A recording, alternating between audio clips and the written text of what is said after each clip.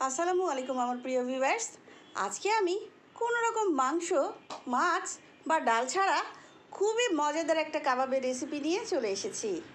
এই মজাদার কাবাব বানানোর জন্য একটা বাটিতে নিয়ে নিচ্ছি 1/3 কাপ পরিমাণ পেঁয়াজ কুচি, 1 টেবিল চামচ কাঁচামরিচ কুচি, 2 টেবিল চামচ ধনিয়া পাতা কুচি, 1/4 চা চামচ রসুন গুঁড়া, 1/4 চা চামচ আদা গুঁড়া, 1/2 চা চামচ কালো গোলমরিচ গুঁড়া, 1/4 চা চামচ গরম মশলা গুঁড়া, 1/4 চা চামচ ধনিয়া গুঁড়া, 1/2 চা চামচ ভাজা জিরা গুঁড়া, 1/2 চা চামচ লাল মরিচ গুঁড়া, 1/4 চা চামচ হলুদ গুঁড়া, 1 চা চামচ পরিমাণ লবণ, 1/4 কাপ চালের গুঁড়া বা কর্নফ্লাওয়ার, একটা ডিমের অর্ধেক, 2 টেবিল চামচ ব্রেড ক্রাম, আর নিয়ে নিচ্ছি এভাবে কুচি করে কাটা মিষ্টি কুমড়া।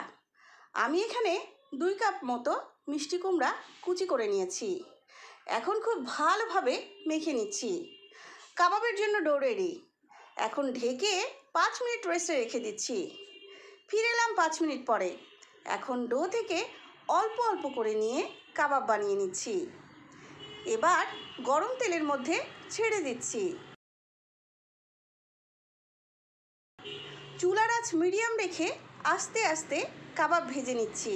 আমি এখানে 1 ব্যাচ কাবাব ভাজতে দিয়ে দিয়েছি। চুলার আঁচ খুব বেশি বাড়ানো যাবে না, তাহলে কাবাবের ভিতরে সেদ্ধ হবে না। এখন উল্টে পাল্টে বাদামি করে ভেজে নিচ্ছি।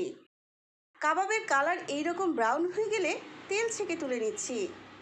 দেখুন ভিউয়ার্স, কি দারুণ হয়েছে না দেখতে। দেখে কি বোঝা যাচ্ছে যে এটা মিষ্টি কুমড়া দিয়ে বানানো? যারা মিষ্টি কুমড়া খায় না তারাও এই কাবাব একবার খেলে এর ফ্যান হয়ে যাবে। আমার এই রেসিপিটি ভালো লাগলে একটা লাইক দিয়ে দিবেন প্লিজ, আর চ্যানেলটি সাবস্ক্রাইব করে আমার সাথেই থাকবেন। আবারও অন্য কোনো রেসিপি নিয়ে দেখা হবে আমার কিচেন মাহিস কিচেনে।